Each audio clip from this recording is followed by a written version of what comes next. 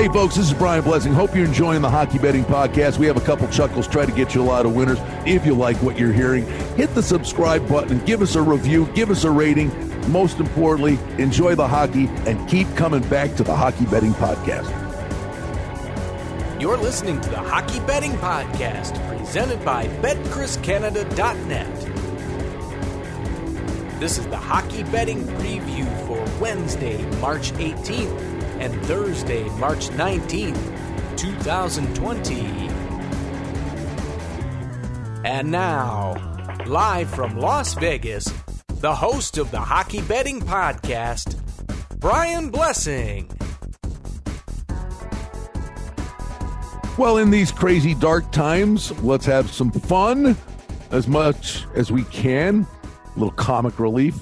Count on Cam Stewart to yeah. You feeling the pressure? Right? Yeah. Feeling the pressure there, bud? I need you, man. I need you. Yeah. You got to laugh to present yourself from crying. Isn't that a song? Yeah, I'm with you, Brian. But no, like life moves on, soldiers on. At least I get some brownie points. You know, my parents are they're older, so I go to the grocery store and stop for them. So I'm getting lots of love from my family right now. I'm not like, you've disappointed me lately. I'm like, you're such a great son. So that's been nice. Well, you are. You're a good-hearted soul. Brian Blessing, Cam Stewart, the Hockey Betting Podcast. We love talking hockey. We miss hockey desperately. Everybody out there and the loyal listeners have been hanging with us. Hope you're all well. Stay safe. I guess, I'm not the guy that can wax Socratic, but, we're all in this together, Cam. Ain't fun. And, what we can do? Let's get on with it. And to that end, news comes out, and it was only a matter of time that a Senators player, unnamed Senators player, has tested positive. And it speaks volumes to the ridiculous, contagious nature of this nightmare, that they were at the Staples Center right after the Brooklyn Nets were. So yesterday, of course, Kevin Durant and some of the Nets test positive. Then Ottawa goes into the same locker room, and now a Senator has it. So it's kind of the tip of the iceberg, but it's hockey, but it speaks to what's going on in society that, if one guy gets it, there's 2 more weeks, and, this thing cycles on and on and on, and we're looking for light at the end of the tunnel. But the first NHL player has tested positive. Yeah, you got to think, too, Brian. I thought the player, might be Vancouver because of, British Columbia and Washington State with their problems. They did have a front office guy. Yeah, they had a front office guy, correct. But the first player, and I got to tell you, like one guy in the NHL, when you really think about the ratios, it's pretty damn good. Look at the NBA now, right? Like and these guys are talking, we'll get back quick. And you got, 5 or 6 guys already? So you might want to put the brakes on that. I'm with you, buddy. It's just I'm praying for the best, but it's just unknown. That's the thing. People are scared of the unknown, and that's why people are freaking out. But we're not going to freak out. We're just going to keep on doing shows, living our lives, buddy, and staying positive. Like producer Mike, always a happy guy, always positive. Wow. Is the glass half full in your world? No, I'm trying to make it half full, Brian. No. Is it half full of vodka? We bust producer Mike's onions all the time. We love the guy Darren who puts the thing together. These guys we love him, and we're all in this together. So hey, the one thing I would say, the NHL, it's great for them to do this, and honestly, the NFL free agency thing was like a gold mine. It's like, my God, talk sports, a nice distraction. And at least the one thing I think is a given, Kim, before we go any further, no matter when we get back, I think all sports and we'll get into it, the NHL and players, the NHLPA floating ideas that they want to finish this thing. That you'd be talking in August, September. Yep. End of the regular season. The playoffs start next year in November. If it means shortening next season to give the cup out this year, I think it's a wise plan. We don't know that we'll ever get to that point, but the one thing I think is an absolute given is that these games will be played without fans as they transition back to what we hope would be normalcy. But that's got to be a certainty, I think. Yeah, no, I agree. Can't say I think agree. and say certainty in the same sentence. No, that's an oxymoron. No, there is no certainty, but I agree with what you say totally. This is a thing too. You can't screw around. Like, you have to make sure it's kind of like the snake. You got to cut off its head, because you look around the world and, people think, oh, things are getting better, and then they got worse. So it has to be totally, totally dead. They have to be safe. Hence the precautions. Golf going another 4 more tournaments. That's in peril. All the other leagues. So yeah, I would rather see everything go away totally. No chance of anything coming back. If we have to sacrifice some time, Brian, that's the right way to go, because we can't deal with this again. One's enough. Well, I think there's the optimum word. I mean, sacrifice, and not saying being a good Samaritan sacrificing. I mean, it's we're all in this jam together. But you know what? Sacrifice is a thing, and honestly, I mean, it's a much broader discussion. But the young people, honestly, I'm the old guy in the equation here, but you really do have to kind of think of your fellow man here. Yeah, I'm fine. Yeah, but you're fine. You go out, it impacts others. So everybody's kind of got to get on the same page here. I mean, honestly, it mirrors sports, right? I mean, this is like we're a big team here. I mean, we all better hunker down together here. Exactly. And get on the same page. Yeah, we can't have one teammate getting sick. Like, I thought about it today. I'm like, should I go out and get a haircut? Like, I don't know how many, heads this lady's touched with her scissors. It's $8. It's very attractive to me. That is a very cheap price. But I guess I got to go get a Conair kit, and, maybe, my girlfriend will give her a couple vodkas and she'll try her best Hey, man, they brought in a dozen. Listen, I mean, you know what I mean? You just talk about the littlest things. Yeah. And I could be nuts over the top. But at the radio station here in Vegas where I do my daily shows, go in yesterday, and somebody brought in a dozen donuts, and they're, oh my gosh, oh man, look at the donut. I'm like, well, I don't know who made the donuts. Yeah. I looked at the thing and I'm like, I know, I know. I'm a kitchen maven. Like, I've worked from dish pig, short order chef, dessert guy, keg salad bar, where I used to meet like the athletes when I was a kid. Hey, John Olerud, can I get an autograph? Hey, look, it's Daryl Sittler's having some salad. Anyway, here's the deal. I've worked in kitchens. I gotta believe they're wearing gloves. Like, if you're a kitchen employee not wearing gloves, you're fired. I know. Hey, so breaking news: Daryl Sittler's a vegetarian. No, he eats meat. I'm just saying, I used to meet athletes at the salad bar. Roger Clemens, all those guys, they used to come in. Yeah, I was real Brian, I've done every stupid job in the book. Like, I've been a dishwasher guy. I've been like short order waiter, bartender, you name it. The Bears done it, buddy. But let's move on. Well, I don't, you want to show our age? It's funny. We said that, and I'm sure there are many young people out there that listen to this. Daryl who? Daryl Sittler. Daryl Sittler, a 10-point game against the Boston Bruins. A 10-point night. Daryl Sittler, 10 points in a game. That's never happening again. I don't think it's going to happen. Well, no, the goalies are all the Michelin man. Yeah, it's now, what do we have when Zibanejad got 5? I'm like, wow. That's crazy to me. Yeah, no, the most points we'll ever see in one game, I think we might hit 6. That's about my max, Brian, but yeah, I don't think we're never going to get double digits 10 again. Those were special times. But those were times when I was a kid going to Maple Leaf Gardens, games ended 13-6. The Oilers would roll in 12-7. Like, it was stupid. It was offense back in the day. Hey. And the goalies were horrible, like Murray Bannerman and all these guys. Like, there's a train wreck. You're honestly, you're a lovable character, right? But I mean, you got a pretty good wine going with your cheese, right? I mean, at times, right? I mean, I qualify. No, you're a pretty good whiner, don't you think? Yeah, I'm a. Okay, all right, I mean, that's fair. No, I mean, you can say anything rotten you want about me, but I'm gonna pretty soon there, smokestack. But well, there you go. Well, but what I would say, I've got some wine, but I've got alligator skin and a dose of reality too. So the world is unraveling around us. And I'm sick of watching the news. I go out on the patio the other night, and I go on Twitter, which good move. Yeah. wait. Horrible move. Wait, no, it gets better, right? So I get out, and these people are all the hockey fans, and a lot of people I follow are hockey nuts, right? And They're all, oh, we miss hockey so much. They're going, so now they're watching the NHL Network. Okay, they're showing old-time hockey. I'm like, of course. What do they show?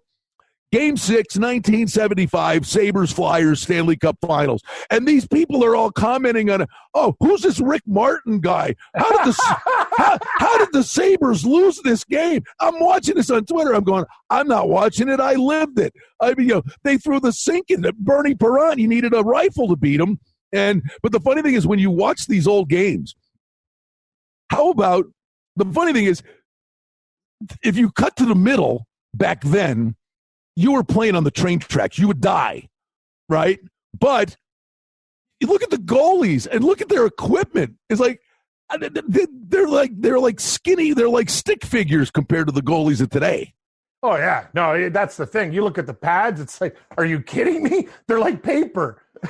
Now back and now. I remember when Gar Snow came out there, it was just, what the hell's this guy doing? Is he playing for the Buffalo Bandits? Like, you can't score on this guy. It was ridiculous. He had 2x4s under his shoulder pads. Exactly.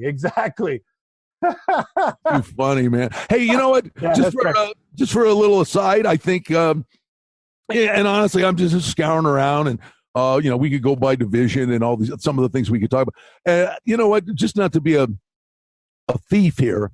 There's an article I just saw on NBC Sports, and I'm just going through and I go, you know what? This would be fun for us to do. And it's where things shut down and the races, not the playoff races, but how about individual things? So let's just kind of dive in. The Rocket Richard chase to be the leading goal scorer.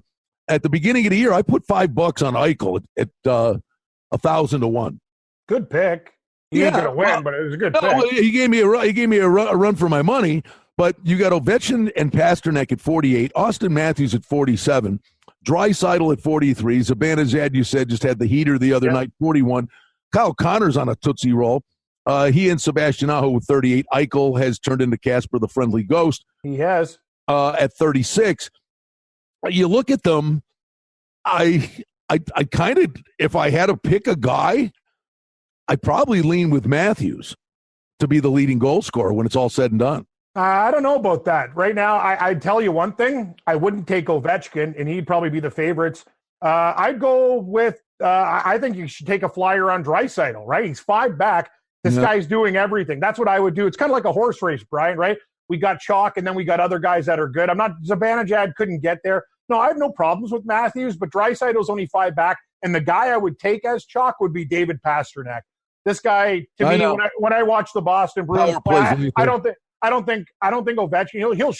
If it was shots attempted at net and boards, Ovechkin's a lock. All this guy does is fire the puck, but Pasternak is lethal. I agree that everything you're saying is right. To me, I can see Matthews having a couple hat tricks and a bunch of multi-goal games. The other guys are great. And oh, by the way, I just wanted to go Scaramouche, will you do the fandango? Thunderbolt lightning, very, very frightening. How's my mustache? I'm Austin Matthews. Yeah, he's the guy he's hiding behind your plant. He's that guy with the top hat in the cartoons, causing trouble. Ooh, I'm evil. What is he? What was the cartoon? Yeah, Natasha. Yeah, with Natasha and the guy with the hat and the string mustache. What was his name? I don't know his name. Was he? He used to bug Underdog and other guys too. Anyway, Austin Matthews. I don't care if people think the mustache is great. It's horrible. But when it comes to goal scoring, yes. But you know what, Brian? Pasternak's my guy. I just think with Boston, Boston could probably spread it around a little bit more than Toronto. But David Pasternak to me is simply on a heater, on a mission. If I were to make one bet with the guys, I think most people would take Ovechkin due to his shots because this guy hasn't found any type of shot he doesn't like. But I'd roll with Pasternak. I think it's his year for goals for sure. Right. There it is. I got it. It was the producer Mike sent me the tags. I was looking it up. But it was the Rocky and Bullwinkle show. Oh yeah, Rocky. And Bullwinkle. But Austin Matthews was Boris Badenov. Yeah, Boris. Yeah. Yeah, he does look like Boris. He's tricky. But anyway, here's a tip, millennials out there. If you think you're cool with the mustache, you look like a gearbox. So shave it off. Did you watch cartoons when you were a kid? Oh, all the time. I mean, like the stuff now and animated movies and all that. But I'm telling you, maybe it just speaks volumes of what a jackweed I am. But I'd come home from high school and watch Bugs Bunny. Bugs Bunny was for adults. Oh, I used to watch Bugs Bunny, Scooby-Doo, all of them. No, think about Scooby-Doo too, like Scooby snacks. Oh yeah, okay, you're a kid. Yeah, he's getting stoned. Shaggy, why do they got the they got the munchies all the time? They're hungry. There's subtleties in all these cartoons. You're older now, going really? Oh, okay. Now I understand Scooby and Shaggy. Hey, I got it. If the sports thing gets shut down for way too long, and we got to come up with a plan B, we can come up with we'll make it a multicultural. But the focus of attention would be in Canada. We'll come up with a new Canadian cartoon. It'll be Cam of the jungle, friend to you and me. Oh, watch out for that screen. Bam! Right through the... Yeah, you're right. No, I like to do stuff with no shirts on, but that's the problem. Oh. Brian, I used to like radio, and like I used to roll in just like with underwear on, and like, oh, yeah. Now it's like guys like Mike, oh, you got your cam on, or my station, let's go to TV. It's like, God, man. Buddy, I used to love like just wearing awful stuff and nothing. Now I got to wear a collared shirt. Boo. Kid, 20 years on television in Buffalo, and I'm telling you, 18 and a half of those years, I'd be sitting there with a nice pinstripe suit on wearing shorts underneath Exactly. We used to say, anchors used to roll up. They're wearing like boxer shorts. Exactly. Beautiful Calvin Klein suit. Guy's in his underwear. Hey, everybody, how's my teleprompter? Auto cue screwed up. Okay, we'll help you. Yeah, no, it's crazy, buddy. But any other bets? Like here's the thing we're talking about. These bets, I guess, the way you're going to have to do it at your book is, I think it's interesting. Do you void them or do you grade them as winners? Like for the XFL, the Houston team that was 5-0, I think you give them the trophy. The other team was a 3-2. Like you give whoever has Ovechkin tickets and Pasternak tickets, I think you pay them. You just split up the bet. It's a tie, you split it up, right? Like everything is done from that point. Whoever you have, I think you should pay out. But people would go, oh, that's not, it's also not really fair because some teams don't have the same games played and whatever, right? But what do you do with those type of bets, Brian? That's a burning question. No, it's such a gray area. I mean, even the broader thing is, if they resume, are they going to find a way to wrap up the last dozen or so games? Are they going to broaden the tournament? The teams are on the cusp. There's a play-in game. They're going to need a 2-week, 15-day training camp. Is it win percentage? You'd have to go by win percentage. So the standings as that they are today aren't really the standings because they're not playing an even amount of games. But I mean, that's a broader thing. But let's keep clowning around here with. All right, let's go to. Listen. The future thing, are these things refunds? It's a great discussion. But I mean, the books don't know what to do. The leagues don't know what to do. I just say like hockey's one of those things like the percentage of the league, Brian. Like look what month they shut down. Like there's a lot, there's a few games left. Would have jumped into the playoffs. It's very, very difficult. I don't know how you handle it. I think it'd be pretty cool if you had these type of bets and some sports book got some good publicity and paid out for something instead of making it void. That's what they usually did. Like I remember when FanDuel first came on, they did a lot of we made a. You had this losing bet. It was some controversial game or whatever, and they paid out the people. They tend to do that a lot, but, all these leagues are in that situation. So it's very, very difficult. But, I'm still holding Vegas tickets. I'm holding Colorado tickets and Philadelphia tickets. All right. I'll tell you one thing. I think it's a stroke on the board. The Hart Trophy, McKinnon, Hellebuck, Panarin, Markstrom, you can make a case for a lot of guys, and McDavid's McDavid, and we know that. But what Draisaitl does with McDavid, and what Draisaitl does even when McDavid isn't there, Draisaitl's a lock. And the guy's running away with the points. Draisaitl's a gut cinch, isn't he? Yeah, he's a gut cinch. Let's take a look at this. Goals, okay. let's do this. Points, Draisaitl, okay? 110. I know McDavid was hurt, 97. He's 13 behind. Oh, okay. Goals scored. Draisaitl, he's in the 4-hole with 43, so another top 5 for him. Assists, leading, 67. McDavid's in the second with 63. Panarin, 63. Like, everything about this guy. Power play points, 44. McDavid's got 43. Draisaitl, Draisaitl all the way. And here's the thing. Everyone expected, oh, McDavid's hurt. What are they going to do? Draisaitl took that team on his back, and for the first time in forever, the Oilers never collapsed. They got better. This guy could play with anybody. It's like they were amazing when he was just the only guy there. So and you know what? And this guy's scoring at rounded up at 19 points. This guy's scoring shooting percentage is 20%. I know. That's nuts. I mean, the one year William Karlsson, the year the first year here in Vegas, and he had 43 goals, and that's not who he is. He's a 20 to 25 goal guy, but in that year, for like 3/4 of the season, this guy was going at a 26% shooting percentage. It's undoable. Yeah, it is undoable. To me too, it's just the league. You hear about Ovechkin, you hear about McDavid. I actually believe Draisaitl deserves better. Like, only hockey people really talk about him. Like, if you're watching the sport for the first time and you watch those, shows that just cover hockey once in their little topic bars or whatever, it's always McDavid, it's always Ovechkin. Draisaitl should be in those conversations. He's amazing, Brian. Give it to him. He deserves it. The Calder, I thought, was a gut cinch for Cale Makar all year long. And the first half of the season, it was Cale Makar and Victor Olofsson from Buffalo. And the Olofsson kid, I'm telling you, he's got 20. And I don't know what he's missed. I think he's missed like 13, 14 games. This kid was going to be a 30-goal scorer. I mean, there would still be an outside chance he could still do that. But Olofsson, it was Makar and Olofsson. Then Olofsson got hurt. Quinn Hughes is having a terrific season, pushing Makar into the point where, Hughes is in the discussion. We had the Kubalik kid in Chicago, but it's a 2-horse race, Makar and Quinn Hughes for the Calder. Yeah, and I got to be honest with you, Brian, like Quinn Hughes, what a story. Like, you knew we were going to be good, but it's been absolutely fantastic. Who do you pick between those guys? It's like a horse race. They're coming down the stretch, but I got to go with Makar. Slight lean, but it could go either way.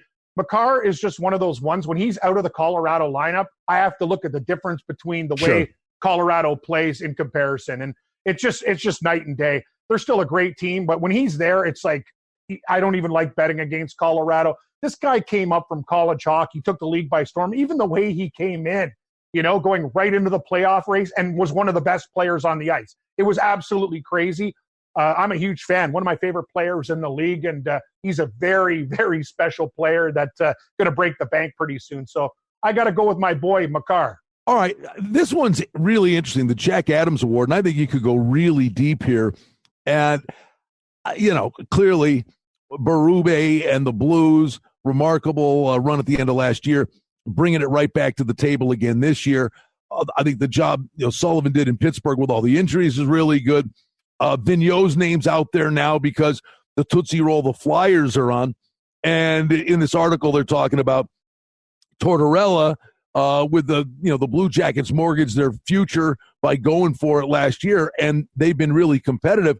I'm actually dumbfounded, though. The guy I would pick isn't even being mentioned.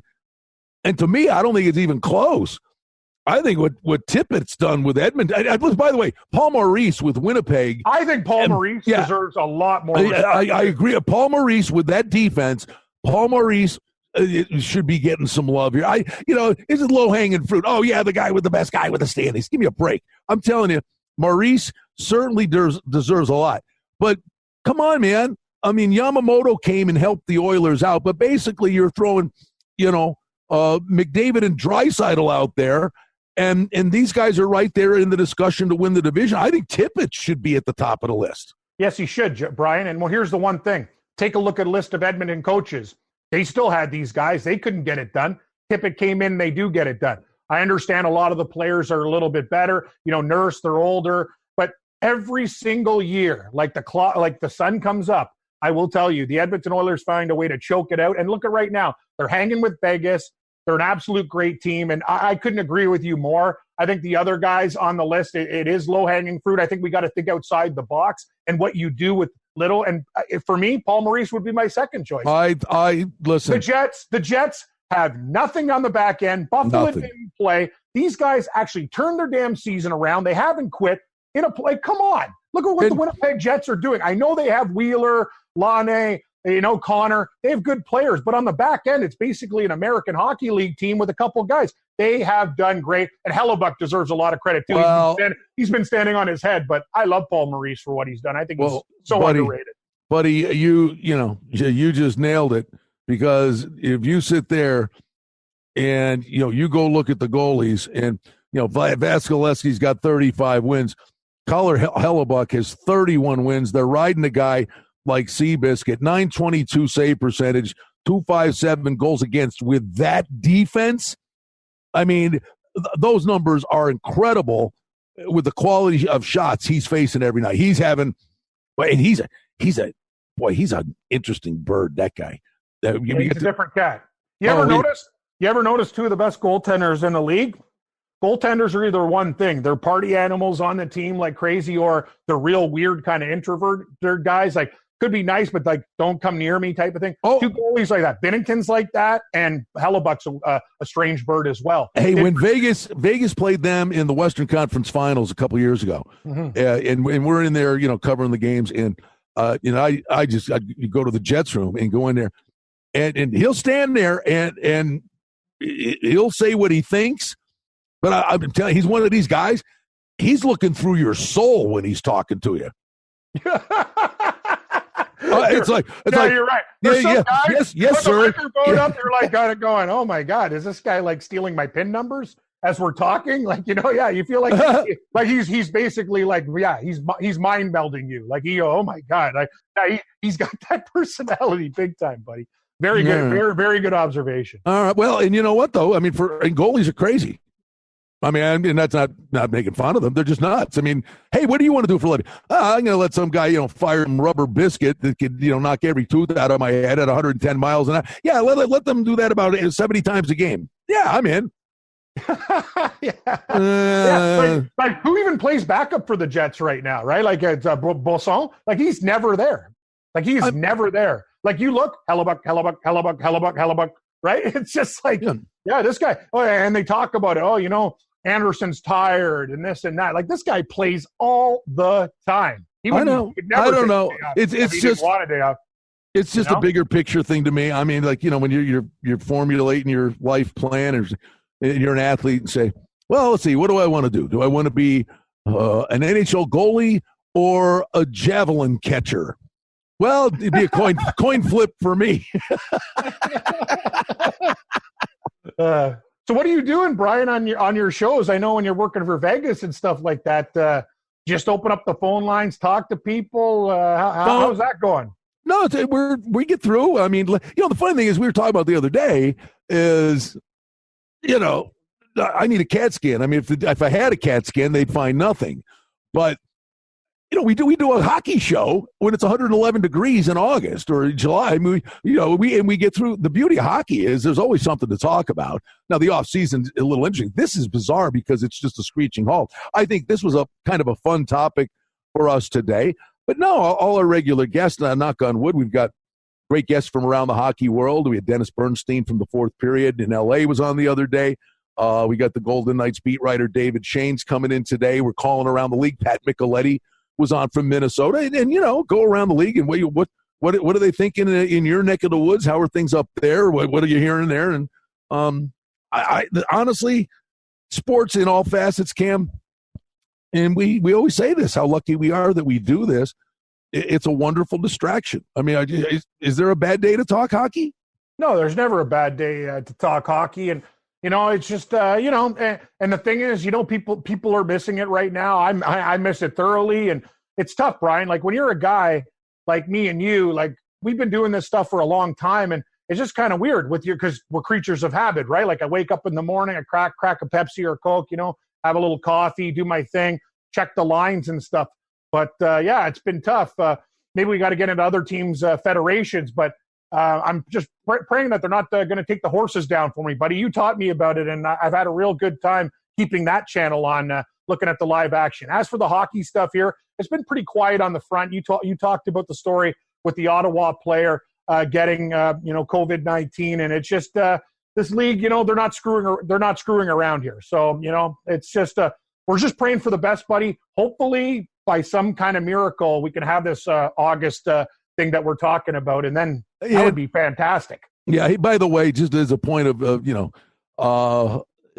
got to be careful with social media, but in all facets of news, they've not identified the Senators player. When we started this, I said, "Oh yeah, there was Ottawa was at the Staples Center," but this was reported that they had used the same locker room as the Nets. Now, this is from Arash Markazi from the LA Times, and he's saying they did not use the same locker room, but it may have been they used the same bus service. And then there's people, who cares who it is? I guess Hoberg was away from the team; he was in Sweden and joined the team on the trip. This thing is just so crazy. It's just, man. And you and I, we're happy-go-lucky guys, buddy. Well, I know. I just want to keep on working, right? That's the thing. Like, that's what it comes down to, Brian. Like, this is the part of the life. This is why we got in this business, right? Like, we're said, I'm sick and tired of doing dishes, chopping up vegetables. We got into sports because the love, the passion, even the addiction to it. Like, it's a part of the fabric of life. So, yeah, it's kind of very, very, like, it's just weird times right now. But you know what? You're right. You said it. We're a team. We got to stay strong. And hopefully, down the line, I don't have to sell my home. I really don't want. Not yet. It's not a buyer's market right now. Well, the day's coming, but you're going to get out here eventually. Oh, I know. Honestly, it's funny you mentioned that. I know you do some stuff. You do the radio shows, the nights. Think about all the guys who I used to work with that are working for Vegas, whatever. I don't have to work for the team, but there's a lot of things to talk about. We don't talk about one team. We talk about the league. So you and I could do hockey shows down there. I got to be honest with you. It's one of my dreams. Like, I eventually it is going to happen. I am going to go down there, and once you live in that community, you don't go out and play like blackjack every day of the week and stuff. You find it, but it's convenient. You go to the book, Brian, you make your hockey bets, you do your golf bets and stuff. It's cool. And yeah, you live outside of town, you got a pool. It sounds hell of a hell. Like, I'll tell you something, with winter and all this other stuff too, man, it would be real nice to be hanging with you in Vegas right now, having a vodka and, even taking a dip in the pool. But I'm not sure if it's that hot yet. Do you have water wings? Yeah, water wings. Where's Cam? Well, he went swimming. Well, hold on. Oh, yeah, there he is. He's down there. You need to make sure the pool you get in, kids, only 4 feet deep. Yeah, or Mr. Turtle Pool. That's about where I could What is a Mr. Turtle Pool? Well, Mr. Turtle Pool? That's an inflatable thing? Yeah, you never heard of kids go in them. Just like pool for kids. You just lie there like. Yeah, I didn't know it's called Mr. Turtle Pool. Is that a Canadian thing? No, it's a company. I guess you'd just be sitting there like kind of like what a drunk would be. It's kind of like falling into a shallow river or ravine. Instead of rocks there, it's just an inflatable pool. And yeah, I've seen those. You could stay cool and get drunk. Yeah, it's just called a Mr. Turtle Pool. That's what I remember. He's shaped like a turtle. It's like got a ring like the shell. No, honest to God. All right. Hey, folks, good luck. Hi, I'm Cameron. And in Canada, we got milk in bags. Brian right. Blessing. Mr. Turtle Pool is available at Target. Yes, he told you. Now you know. You know what? You're never too old to learn something. No, you're not. And I've learned that if we don't stop soon, producer Mike won't let us do this tomorrow. Hey, good call. Hey, you know what? All right, wrap it up with this, man. Thanks to everybody out there listening. BetCrisCanada.net. They're out there big time. But this has been so much fun, and honestly, the interactions we have with the people that like it and listen to it, it may be cause for our listeners for self-evaluation. But if you're this easily amused, we're certainly glad you are. Thanks. Yeah, no, excellent point, Brian. I couldn't agree more. If you think we're good move. Offend the listeners on the way out the door. Hey, buddy, it's all good.